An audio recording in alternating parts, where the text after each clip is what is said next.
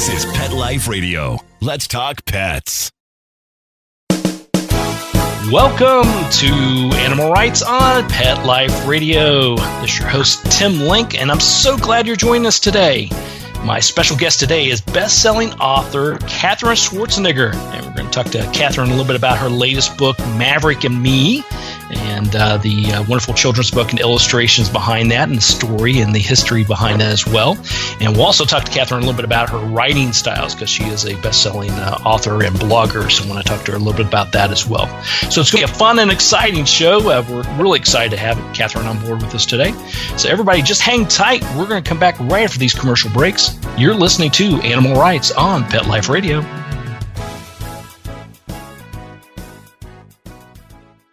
Hi, this is Tim Link, animal communicator and pet expert and host of Animal Rights on Pet Life Radio. Have you ever wanted to know what your pet is really thinking? Do you want to find out if they truly understand what you're trying to tell them? Ever wish you could build a better understanding and closer relationship with your pet? Well, now you can. Learning to Communicate with Animals is a 4-part on-demand workshop. In the workshop, you'll learn the essential techniques that are necessary to communicate with animals, including what is animal communication, breathing correctly to achieve the perfect state to communicate with your animals at a deeper level, using guided meditation exercises and method to communicate with animals, and how to send and receive information from your animals. So if you're wanting to learn how to communicate and connect with your animals at a deeper level, visit petliferadio.com/workshop and purchase and download Learning to Communicate with Animals. You'll be glad you did.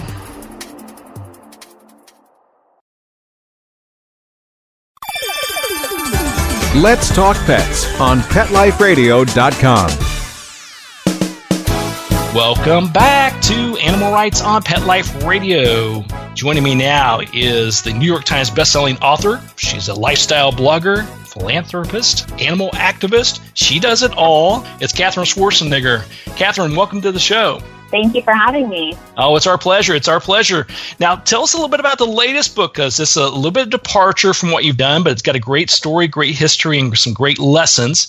The latest book is called Maverick and Me, and it's a children's book, wonderfully illustrated. So tell us a little bit about the book and how it came about. So it's my first children's book, so it's been a really fun process, and I wanted to write it because I've always been a huge animal lover, and I had, a couple of years ago started fostering some dogs for a local rescue in Los Angeles, and it was just such an incredible experience, and I ended up having what they call a foster failure because I ended up keeping my dog Maverick, and just having him and just seeing kids' reactions to him and the idea that you could get a dog that came with a story was so interesting to me, so I wanted to write the book to teach kids all about animal rescue and dog rescue, so when the time comes for them to get their first pet, they might encourage their parents to take them to a shelter.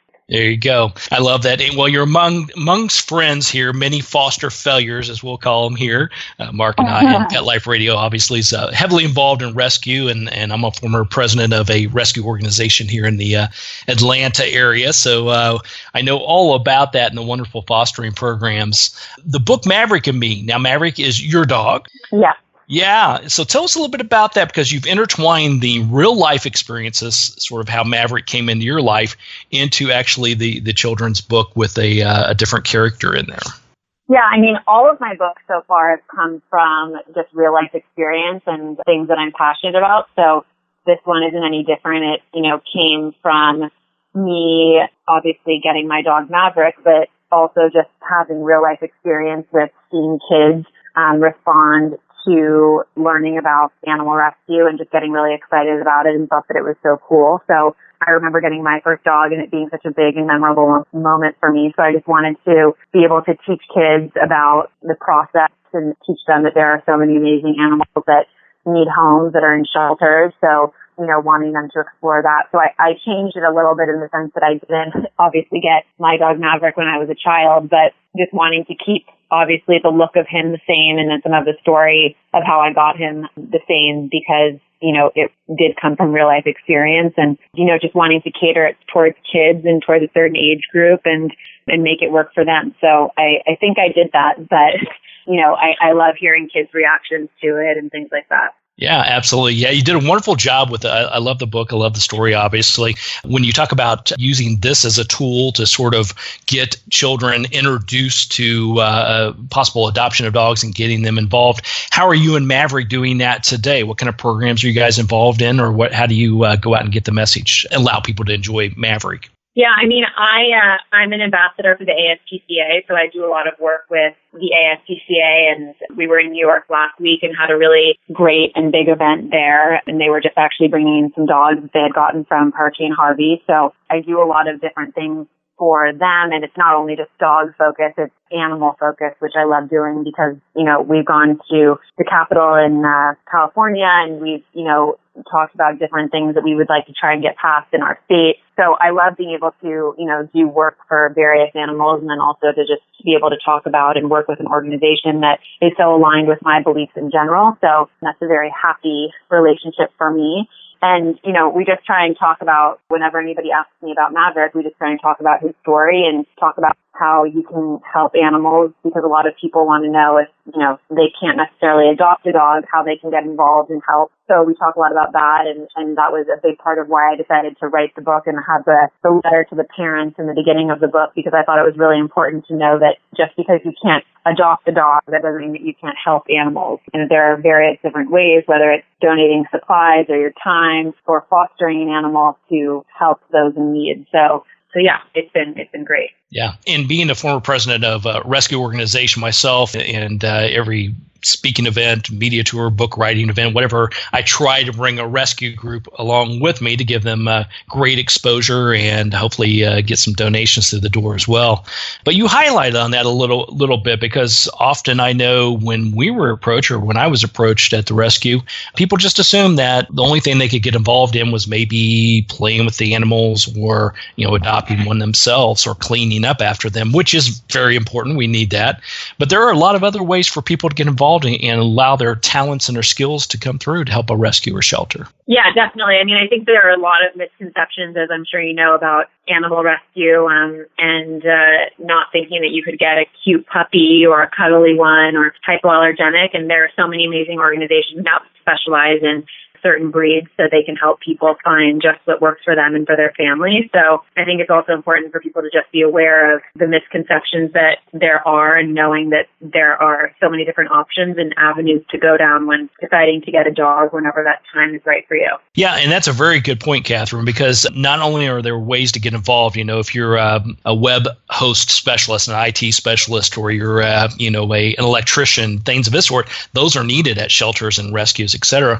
But also, as you just mentioned, the breeds. I think people do still, even though the message has gotten better and gotten a lot clearer, there's more people out there letting people know that there are purebred dogs that you can find, that you can adopt, that are either in rescues or shelters or breed-specific organizations. Yeah, definitely. I mean, I've had, plenty of people say they need a hypoallergenic dog, or they want a German Shepherd, or they want, certain specific breeds that they think will be great for their family. And that's totally great and okay. But there are so many great organizations that work in specific areas to find just what you're looking for. So they can work for you in your specific situation or your household needs or your family. So there are a lot of options when coming to get a dog. Yeah, exactly. So I'll put you to the test here, Katherine. People ask me this all the time, so I want to get your take on it. They say, how do you pick out the best dog for me and my family? Do you give them any advice on types and breeds or lifestyles, or is it pretty much like Maverick? It just shows up and steals your heart and you're done? I mean, I think that happens for a lot of people, which I think is great, but for some people that doesn't happen, and that's totally okay. So I always tell people, number one, to do their research, because having a dog or a pet is a full-time responsibility and it's a big commitment. So making sure that you're able to give the proper care and time and energy to a dog is really important before even thinking about getting one. It's a much bigger responsibility than I thought it would be, and it's amazing, but definitely a bigger one than I had expected. So that's number one. Number two, I would say to foster before you make the commitment to actually adopt a dog officially. I think fostering is so great, not only for the people who decide to foster, but also for the animals, because it helps get them out of shelters and make room for others. And it's also a great way for people to figure out if they're ready for a dog, number one, and also like what kind of dog they can work with. So can they get a big dog? Does their apartment or their house allow for more of a small dog, a certain breed? You know, you can kind of test the waters without making a official commitment, which I think calms a lot of people down. So that's another thing. And then lastly, I would say just take your time, because there are so many incredible dogs and cats that are available for adoption, and taking your time to look around and make sure that you choose the one that's right for you. Again, I did not expect to keep Maverick at all. I was not looking to get a dog or thinking that I was in a position to get a dog at all. So he just happened and he came along and I couldn't let go of him. So he was something that just kind of happened on accident, which was a great accident. But I would tell people that when they're looking for a dog, that they should definitely take their time and look around, go to different organizations, different shelters to make sure you find the one that's perfect for you and for your family. There you go. I think that's very sage advice, because it is sort of that catch-22 when I get asked that question as well, is because I'm a firm believer that the right and perfect animal is going to find you one way or another. It's going to show up at your doorstep. A friend's going to have one that needs you to take care of them. You walk into a grocery store and there happens to be an adoption event next door. Whatever it is, the right and perfect one's going to find you. But if you don't know the right and perfect one, or what would be great for you and your family, getting involved with rescue organizations, fostering is a fantastic way to do that. You can see if you find one that fits the needs of you and your lifestyle and your family's lifestyle, and steals your heart like Maverick did. Exactly. There you go. All right, we're going to take a quick commercial break, and then we're going to come back with best-selling author Katherine Schwarzenegger. And I want to talk to Katherine a little bit about her writing in general and blogging, her writing styles. So we'll pick her brain from the professional here. So everybody hang tight. You're listening to Animal Rights on Pet Life Radio. Sit. Stay. We'll be right back after a short pause. Well, 4 to be exact. Hanukkah, the German Shepherd that I rescued, was stinky, skinny, and scrawny, full of skin rashes and scratching. And I started feeding Hanukkah Dinovite, and he became such a happier, itch-free, stink-free dog that I dug deeper into the website. DINOVITE.com. What if, in addition to Dinovite, we do the raw beef and the egg diet and see what happens? Forget all these 50-pound bags of formulated, extruded, processed cereal bits that cost a ton of money anyways. This dog's as close to a wolf as you can get. They're carnivores. With just the raw meat and the eggs and the Dinovite and Super Omega on top of it, it just balances out his body and his mind and his spirit. It's unbelievable. Hey, if you're thinking about rescuing a dog, you got to start them out on Dinovite, DINOVITE.com. 859-428-1000. DINOVITE.com. Unleashing the power of your pets. Pet Power. Talk radio with bites. We're Pet Life Radio, the #1 pet radio network. Let's talk pets. Let's talk pets. Let's talk pets On Pet Life Radio. Pet Life Radio. PetLifeRadio.com. Welcome back. Welcome back to Animal Rights on Pet Life Radio, and continue our conversation with New York Times bestselling author Katherine Schwarzenegger, and talking a little bit about her latest book, Maverick and Me. A wonderful story to teach kids about adopting animals and how to find that right and perfect pet for their lifestyle and for their family. So now, Katherine, I know that you're a best-selling author. You are a lifestyle blogger, so you do a lot of writing. A lot of things are passionate, and as you said before, things that you have a history of, that's been part of your life. Tell us a little bit about how you go about your writing as far as what excites you. Is it something that is a hot topic at a given moment, or something you've had a burning desire to write about? Tell us about writing in general, what it means to you, and how do you go about getting your message out there? Yeah, so I briefly said this before, but I just have become very passionate about all 3 books that I've written.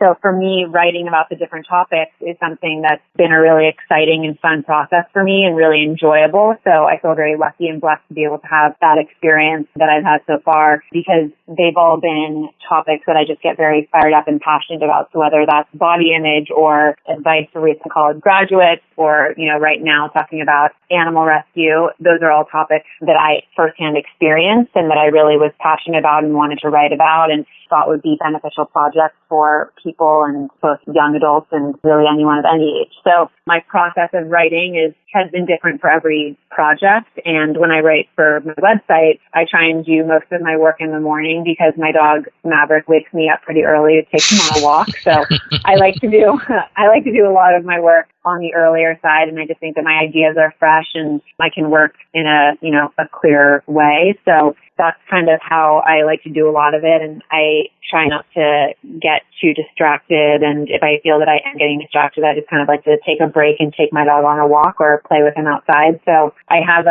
being able to be a writer, whether that's for books or for a website or whatever it is a really amazing job because you can really do it from anywhere. And I feel really lucky to be able to do that. So being able to do it here in Los Angeles or when I'm traveling in New York, but I would say the majority of the kind of great things that I write about are all things that I'm just really passionate about and really excited to be writing about.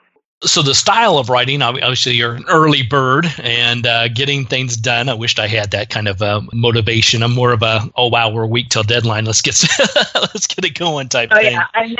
I don't know why I've never been able to do that. And I think it's honestly because my parents growing up, both of my parents were always really big on waking up really early and doing things ahead of time and being just overall really prepared. So I kind of grew up with that mentality. And now when I try and sleep in, I'm 27 and most of my friends will sleep in on the weekend and I'm always waking up at like 7 or 8 in the morning. And I always have this like overarching guilt whenever I try and sleep in. So I would say that my parents, the way they decided to raise me definitely worked because I, in turn, cannot sleep in for the life of me. So, well, I like how you phrased that. Yeah, I liked how you phrased that, how they raised you, that it worked, instead of blaming the parents for that. Yeah, no, I think that's just how we've all been raised that way in our family. And I would say that it works, especially for the job that I chose to go into, to be able to, get things done early and not procrastinate. It definitely is a good thing for the avenue I decided to go down. Exactly. So writing about getting up early, getting it done, writing about what's passionate, how is that different from book to book? Because you're talking about a broad range of topics here, and writing a nonfiction book is much different than writing a children's illustrated book.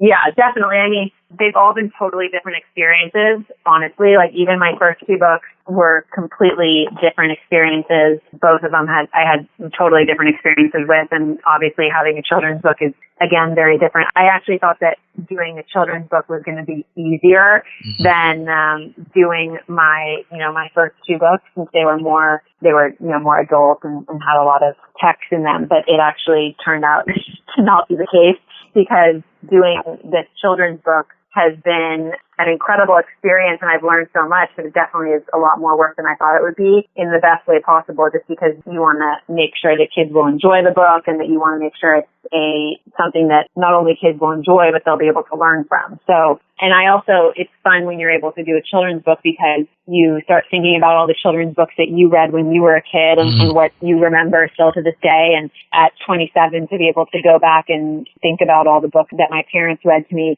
at bedtime was really, really fun, and to see what I still remembered and what stuck with me. So I want to hopefully be able to have the same response to this book. So did you have a favorite children's book that still is embedded into your life today? I was actually just thinking about this last week. My kind of top 3 favorite children's books when I was little were definitely I'll Love You Forever, which if I read now, I will hysterically cry.